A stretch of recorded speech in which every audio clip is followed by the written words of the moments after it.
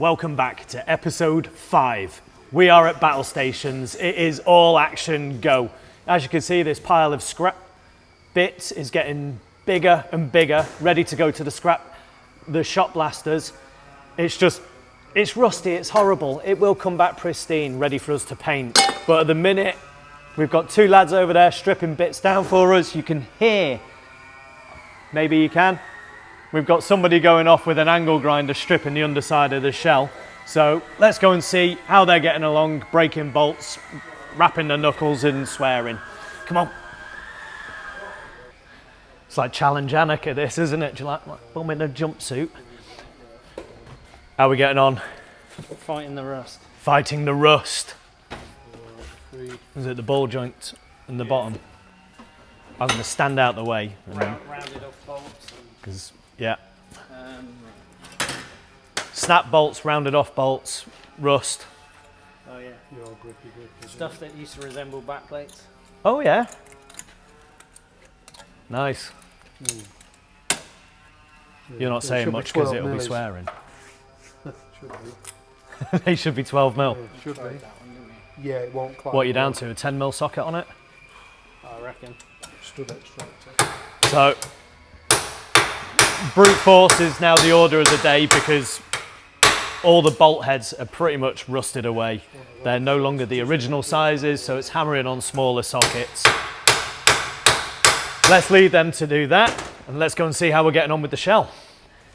So as you can see, we got Ashley doing a cracking job stripping the underseal off the underside of the car. We've had the engine base shot blasted and the chassis rail shot blasted, but it wouldn't touch the rubber underseal. So we've got him there with a twisted wire wheel. I call them death wheels because they shed like a porcupine trying to kill you.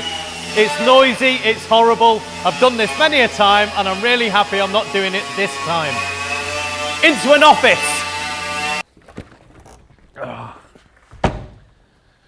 Oh, that's loud. Right, moving on. Some parts are already arriving. And here's Josh to talk us through them. How's it going? Not too bad, mate, you? Yeah, I'm living the dream, man. It's good. What have you got? So I've got this great autocar magazine. One of our viewers on YouTube sent in, and check this out. That is a young Chris Harris road testing the P1 from new. April 2000. Wow, 20 odd years ago. He is young, isn't he? He is. It's interesting. He talks about the brakes in here not being up to much cop actually, which is kind of interesting. Although I noticed this has got the standard 2-pot Subaru calipers, not the Pro Drives that we've got. So maybe it's a better spec car that we have, or maybe they're an option. Why would you give motoring journalists a lower... You're right. This is the 2000s.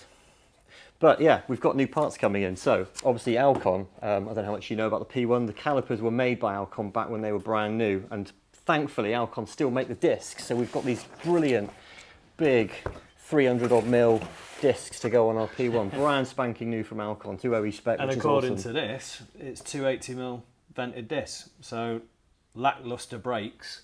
On a road test with journalists. On a road test with journalists. So obviously our car Better. is better already. Absolutely.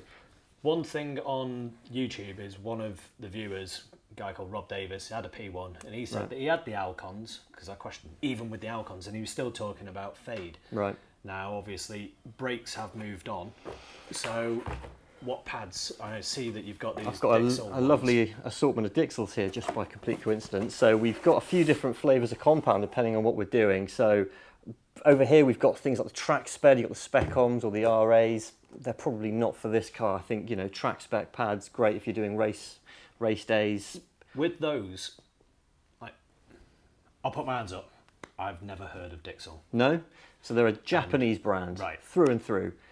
They cater for all manner of Japanese cars and European cars as well. Really high quality stuff that just fits and works, and for a really good price actually. So these are what they call the extra speed pads. They're a kind of like an OE replacement.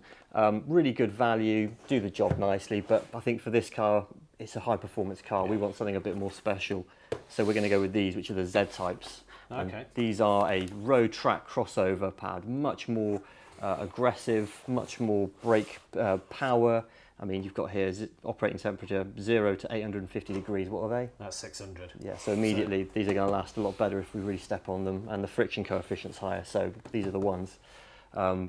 road track crossover, so you could do some nice B roads or take it on track if you wanted to. Ideal. So with the newer friction material, hopefully that should eliminate Fingers a lot crossed. of the fade.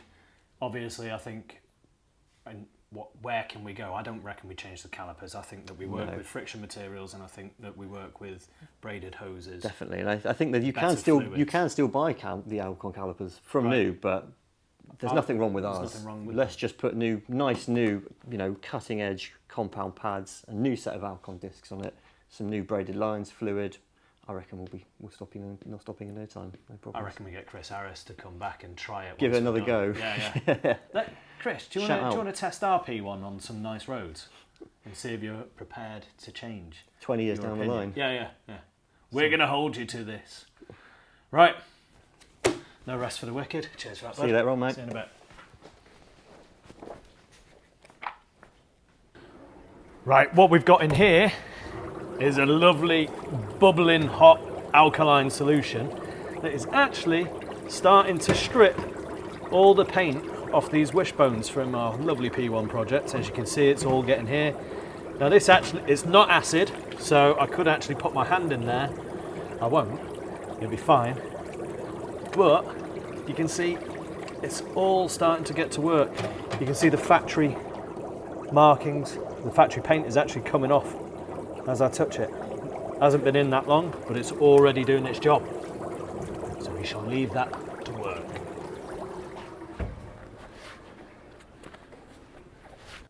Our shot blast guy is due any minute, so I'm going to quickly prep some of these bits to stop them getting damaged.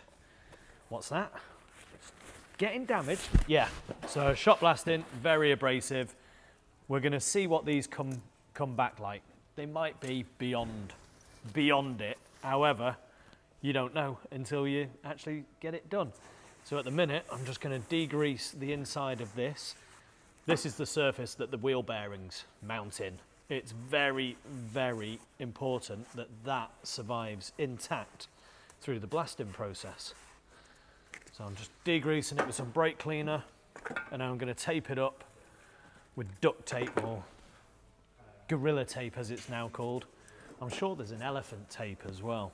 I think they're just going through all the animals in the zoo until they come up with the perfect tape. So we're going to use gorilla tape. Other brands are available. And what that'll do is it'll protect that shiny machined surface from any media going in it.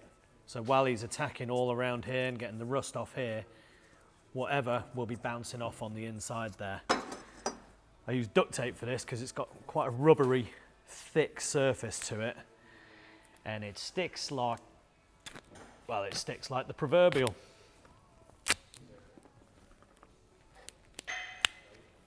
I'm wearing gloves as well today, learning. So thank you, you eagle-eyed health and safety people. I'm wearing gloves today. The tape's sticking to the gloves. So thank you, you eagle-eyed health and safety people.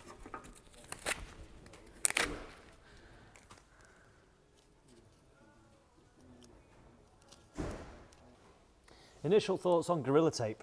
Not as sticky as duct tape. The ducks are winning there.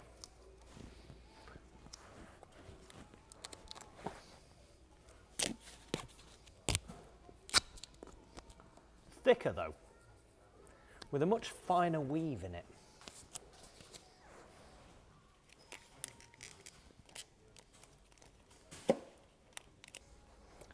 So something like that. I'm going to cut off these edges, and that should protect the inside of the hub carrier where the bearing sits from any media going in there and scoring it and marking it. Gonna get more gloves. Right, so Josh and Spence are holed away in an office compiling a detailed list of all the parts that we need for our P1 project. So I'm going to go and see what they're up to, but in the meantime, have you seen our In the Showroom series? If you have, you know that it's really good. If you haven't, your life needs to be enriched. We've got our latest videos out on the M-Spec and the V-Spec 2. What would you like to see us do next? We've got an R34 NER spec. Got the 400R. I have to whisper that one because it's 400R. We've got a 22B. Now obviously you're all Impreza fans, that's why you're watching a P1 resto video. Would you like to see this one? Or the Mac. The Mackinnon Edition Evo 6. I mean,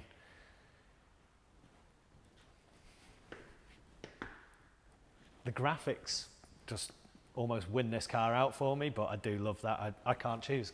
Anyway, need to go and see where they're up to.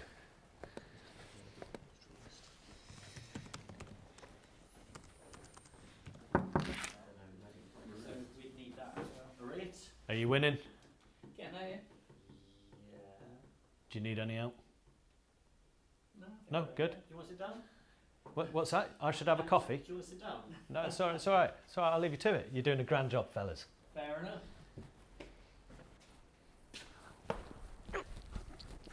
Look at it!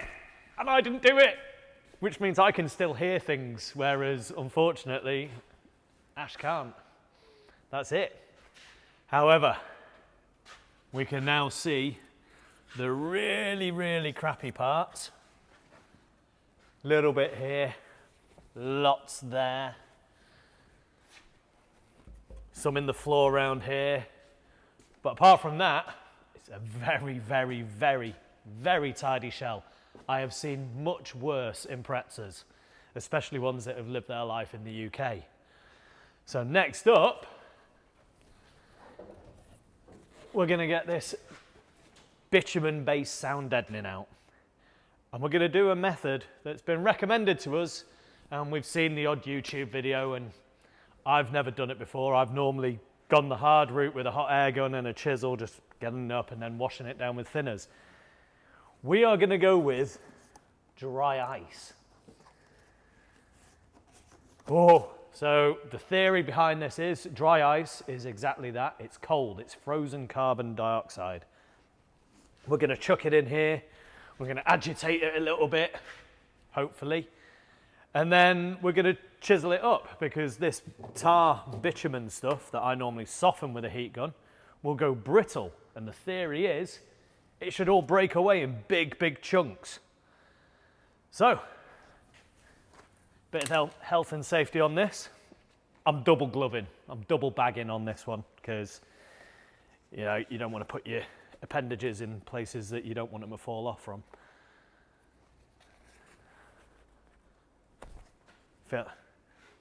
Who was the judge in Who Framed Roger Rabbit and he had the dip? I'll get you, Eddie Valentine.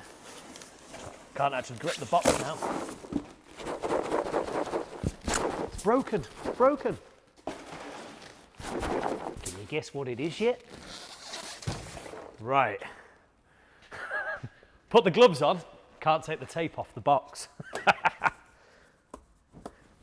Let's do that. Oh, it's exciting. I'll be disappointed if it doesn't overflow with smoke. It's coming up to Halloween as well, so trick or treat, trick or treat. Please. Oh. They should have had that in Pulp Fiction. Marcellus Wallace's soul in the briefcase. So yeah, this is particles of dry ice. I'm definitely wearing 2 lots of gloves. Right, so now I'm going to secure that where I would like it. I'm against the clock now.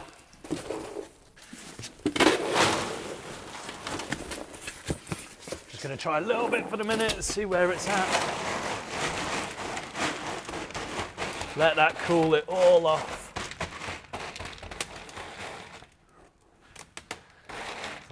Witch's cauldron. A little bit more.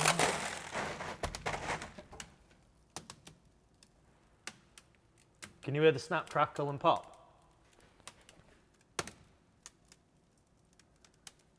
I actually want some cereal now, some Rice Krispies. Come on. That noise is filling me with confidence that this will work.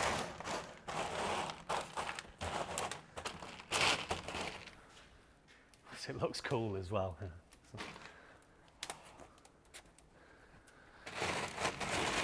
Are we there yet?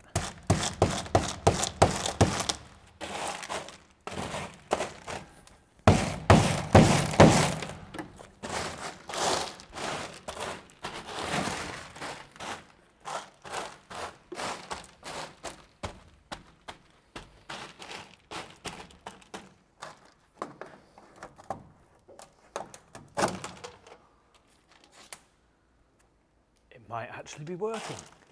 I'll give it a little bit longer and then I'll move a bit out the way and I'll see what I can scrape.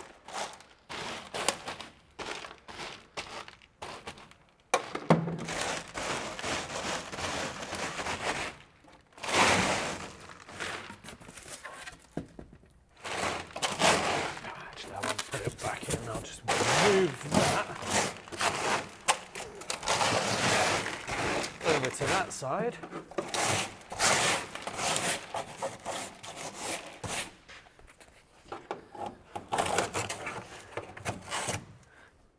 Yes! Well, say this could be the way forward. A little bit sticky in places still. Oh, look at that. Thank you, interwebs. Thank you.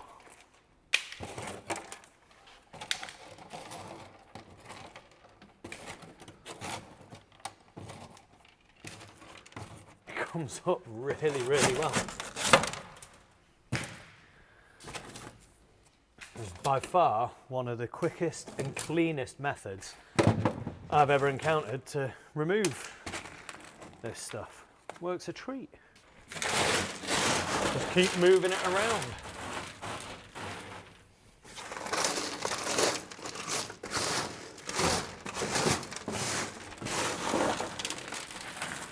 So this bit here, you've got a floor pan bung, and that will be glued in with seam sealer. So like that, you can't. But it's gone. There we go. Just needed that little bit extra. And I'm glad we've done that because you can see the surface rust forming around that. So there's rot that's gone right through the bung, and the moisture is then sat up and over. So we'll be getting some new bungs.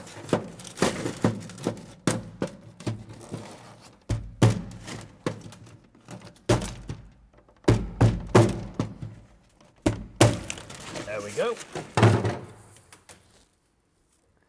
That one's a bit cleaner.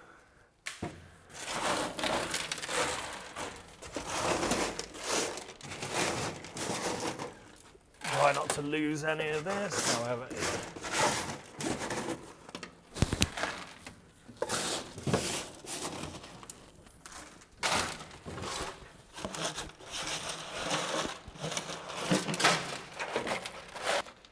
As life hacks go, this is, for me, life-changing. Thank you, interweb. Thank you. Dry ice is definitely the way forward for removing this sand and stuff. The other methods I've used involved heat, and it was just messy and tiring and horrible. This is really, really simple. It's actually quite satisfying when it comes off in big, big chunks rather than little crappy ribbons. Right, that's enough on that side. Get the shell a little bit flipped over and get that bit off. Right, shall we see how our suspension arms are doing in the alkaline bath?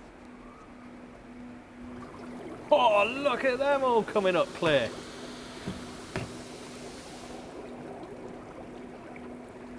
Look at that.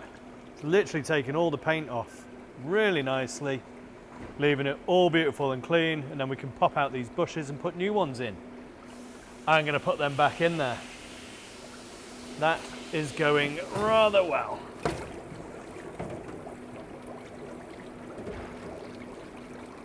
Wow.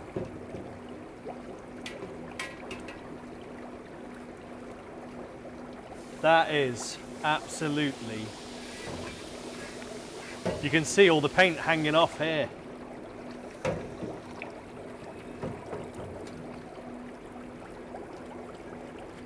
So what we're left with is a lovely clean surface.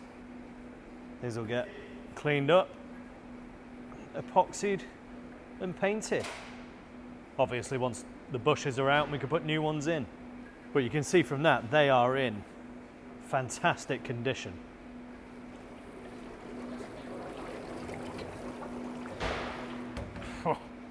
Right, so with them bubbling away, all the other parts have gone to the shot blasters. The shell is pretty much done.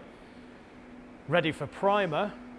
It's all starting to come together now. So this has been an exhausting process, just getting everything stripped. Now we've got the fun bit of getting everything in primer, repairing the bits that we need to repair. Obviously there'll be parts delivery once Josh manages to get the complete list together and ordered. And then it's a case of starting to paint stuff, get bolts plated, and we can start assembling sub-assemblies, like subframes and wishbones and stuff like that. It's all coming together. The next bit though, for me, will be the fabrication. So in the parts cleaning tank, in the workshop, the lads have been incredibly busy. The power steering pump, they had lots of fun, or nightmares with, because the head sheared off. So Mitch has done a fantastic job of using heat and extractors to get the little studs out of these three, because we can't get some of these parts. As I said in episode 1, remove, inspect, repair, replace if necessary. So we've got the steering rack all cleaned up now. Certain bits of the paint have blown where the aluminium underneath has gone, but this will go again. That will clean up and get repainted beautifully. The lower arms, all the bushes have come out of them now. This has been in the dipping tank, heating up nicely. Takes all the crap off as well. All the bushes have been pushed out, so they can go in the bin. Lower arm mounts. Now, we're not sure we can get these rubber things. However, upon inspection, they're perfect. Again, the bushes are out. We're keeping everything for the minute. Obviously, all bushes will be replaced because rubber perishes, deteriorates over time. Crucially, some rubber bushes deteriorate even if you don't use the car. So if you're looking at a low mileage car that's 30 years old, factor that into account. Power steering tank, again, it will go again, a little bit of surface corrosion. This is now cleaned and stripped. That can be taken apart, properly de-rusted and painted, soda blast on the main casing. Same with the pulley wheel. Bit of shot blasting and prime and paint, and that's good to go again. I'm actually feeling really positive about this project now, because now that we've got everything, it's all in the right places. We've got things at the shot blasters, we've got things in the tank. The shell is going to be going into primer in a bit.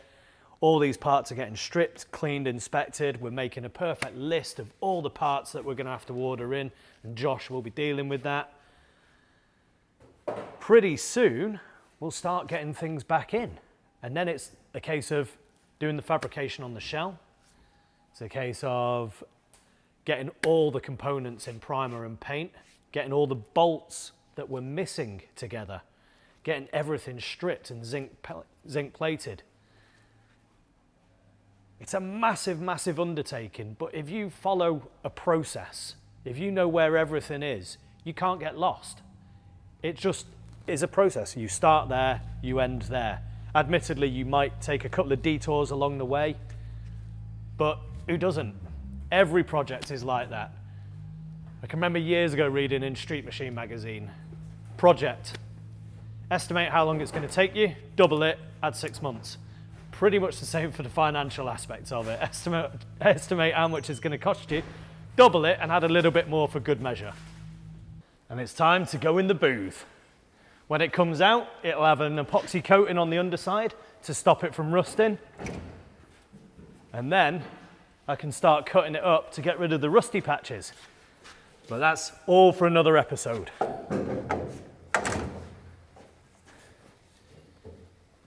If you like what you've seen so far, please like and subscribe and comment.